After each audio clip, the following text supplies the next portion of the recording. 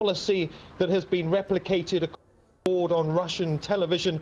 Although the statement has been reported, it's been very much sidelined by other news on a vast number of television networks and across on state media. But of course, it's a message that the Kremlin are obviously going to be paying close attention to. Particularly, Umarov warned that there would be hundreds more potential suicide bombers ready to hit targets across Russia throughout this year. As he said, this would be a year of blood and tears. Yeah, Niamh, amidst all of that, there are rumours abounding that Umarov is ill. Do you have any information on that? Well, there was a statement last August, a few months after the Moscow metro bombings. That statement was voiced through the Kavkaz Center website, which is often as a spokes center for insurgent groups. In that statement, Umarov is believed to have said that he was handing over responsibility for commanding the various insurgent groups that operate in the North Caucasus. It was retiring from that role and handing over responsibility to a younger leader. Despite the belief that Umarov could well be ill, despite reports that there was infighting within the various groups that he's controlled, the sheer fact that Umarov has appeared not only on one video claiming responsibility, but another video in which he says that he's sitting next to a young man who is going to be sent to Moscow to carry out a special operation, shows that Umarov is still very much in control and able to hit key targets across the country. Niamh, just briefly, update us with the latest on the investigation into the airport bombing. Well, what we've basically heard from the investigation team is that they are aware of the identity of the bomber. They say that he was a 20-year-old from the North Caucasus, although they haven't given the actual name, citing the ongoing investigation. The Federal Security Service, the FSB, say that they've arrested several people, some who may be able to lead them to those who have masterminded this attack. Arrested, it's believed, may be related to the suspected suicide bomber as well. But an awful lot of what's going on in the North Caucasus, we're talking about counterinsurgency operations, are going on behind the scenes. What we know more about are the attempts to shake up the security service itself. Over the course of the day, President Medvedev has announced that several high-ranking officials have been fired. We're talking about members of the Interior Ministry and the police force, and a new transport security minister has been appointed. Of course, what's going on behind the scenes is much less than what the officials are trying to show at face value to the rest of the country, that those who are not doing their job properly will lose their jobs. All right, Al Jazeera's Niamh Barker reporting live there from Moscow. Thanks for that, Niamh. I'll be back a little later in this news hour with much more from Europe, but right now, let's go back to Doha.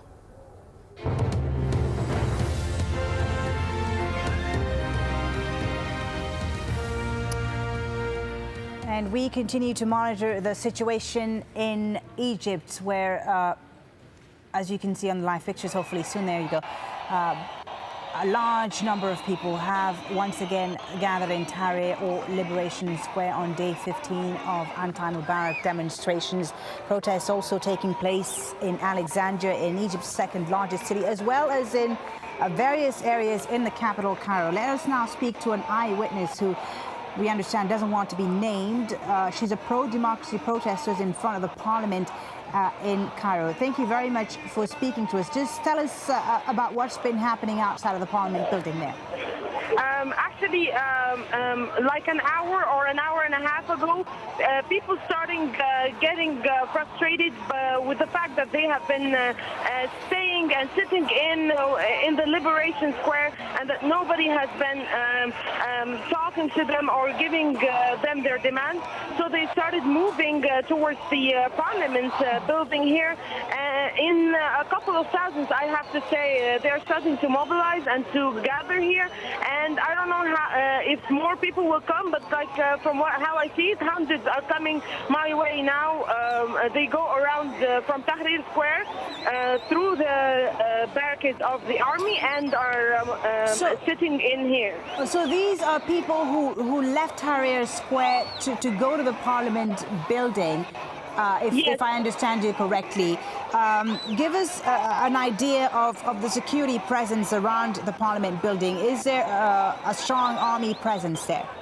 Not a strong army. I wouldn't say a strong security barricade or anything. Just a couple of army soldiers around the building, but they are very peaceful. They've been watching us, just telling us not to enter the building. That's it. But nobody has even tried to enter the building. We're just sitting in front of the building on the street. People actually started getting carpets, and they said, well, if they don't want to talk to us when we're on the Liberation Square, we're going to sleep right in front of the Parliament building and the Ministerial Council building, and see if the government and the regime are going to move and meet our demands. But it's been very peaceful here. So it's been peaceful so far. Who is leading that particular movement, that particular group of protesters who's now at the Parliament building? No one in particular, not a specific movement. People are just frustrated because it's been 13 or 14 days and people have been tired and upset. And so they just moved and said, like, why not? It just was spontaneous. They said, why not just go to the Parliament? And then from there, just hundreds followed. But no one in specific, just spontaneous people, ordinary ones. All right, thank you very much for speaking to us. An eyewitness there from the Parliament building, telling us that about 1,000 people, if not more, thousands, she says, in fact, have gathered outside the Parliament building there, asking that Mubarak stands down. They moved away basically from Tahrir Square. You're watching there the pictures from Tahrir Square to the Parliament building. In Tahrir Square, the crowd still very big and more are coming in. We hear from our correspondents on the ground, and still the same demand that Mubarak stands down, as well as his regime now. If you're just joining us on Al Jazeera, it is now 15:30 GMT, 5:30 p.m. in Cairo. We're continuing, of course, to bring you the latest from Egypt on Al Jazeera. President Hosni Mubarak appears keen to show that for him it's business as usual. He's held an official meeting with a foreign dignitary, as Al Jazeera's Alan Fisher now explains.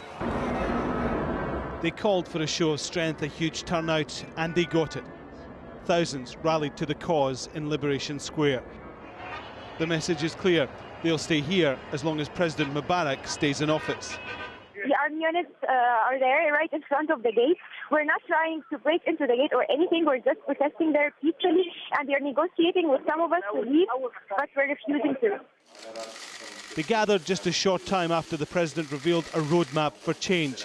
But this was reform, not resignation. He set up 3 committees. The first will look at constitutional reform, what needs to be done and when. The second will investigate the violence against anti-Mubarak protesters.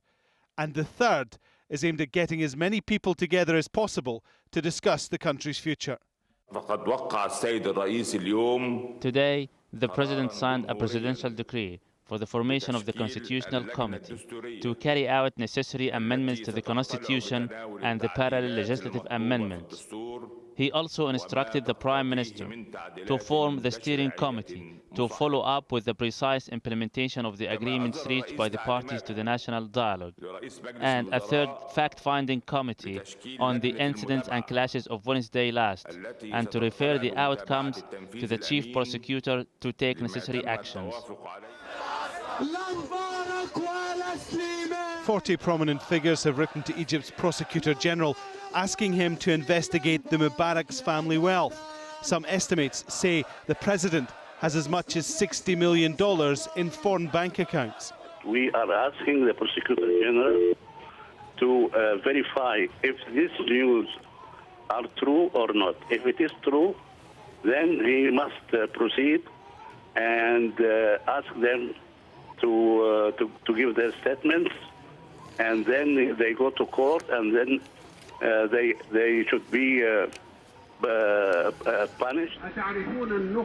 They're also demonstrating again in Alexandria, where thousands have turned out in the centre of Egypt's second biggest city.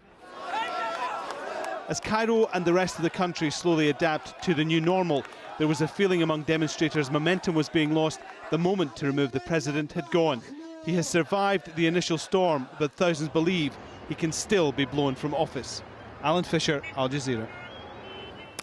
Well, these are the live pictures, now latest pictures, in fact, from Alexandria, Egypt's second largest city, as Alan was just telling us there. People also demonstrating in Alexandria. Let's get the latest now from our correspondent who's on the ground. Jamal El-Shal joins us on the line. Jamal, are the crowds still as big in Alexandria as they were just an hour or two ago when we last spoke?